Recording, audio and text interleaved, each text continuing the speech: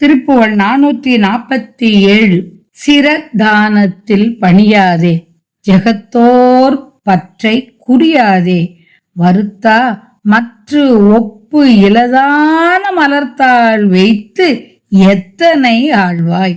நிறுத்தா கர்த்தத்துவ நேசா, நினைத்தார் சித்தத்து உறைவோனே, திருத்தாள் முத்தர்க்கு அருள்வோனே, திருக்காலத்திப் பெருமாளே, மலர்த்தாள் வைத்து எத்தனை ஆழ்வாய்.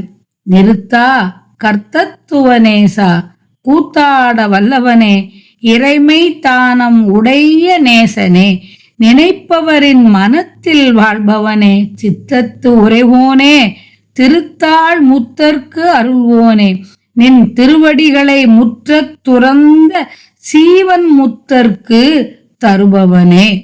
திருக்காலத்தி என்ற தலத்தில் வீற்றிருக்கின்ற பெருமாளே, தலையை கொண்டு உன்னை தவிர மற்ற எவரையும் பணியாமலும் உலகத்தவர் பாசங்களில் நோக்கம் செலுத்தாமலும் வரவழைத்து என்னை ஏற்றுக்கொண்டு உன் நிகரில்லாத மலர் போன்ற திருவடிகளில் சேர்த்து வஞ்சனான என்னை ஆட்கொண்டு அருள்வாயாக.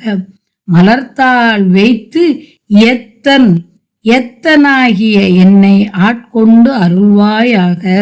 முத்தர் என்பார் ஜீவன் முத்தர், இம்மையிலே முத்தரானவர். அவர்கள் 4 வகையினர்.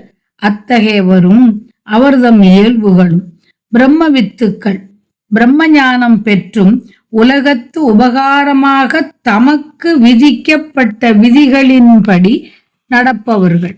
அடுத்ததாக பிரம்மவரர், சமாதியில் நின்றும் தாமே உணர்பவரான ஞானியர். மூன்றாவதாக பிரம்மவரியர், பிறர் கலைக்க சமாதியினின்று எழுபவர். நான்காவதாக பிரம்ம வரிஷ்டர், தாமாகவும் மற்றவர் கலைத்தாலும் சமாதியினின்றும் எழாதவர். இவர்களே முத்தர்கள் ஆவார்கள்.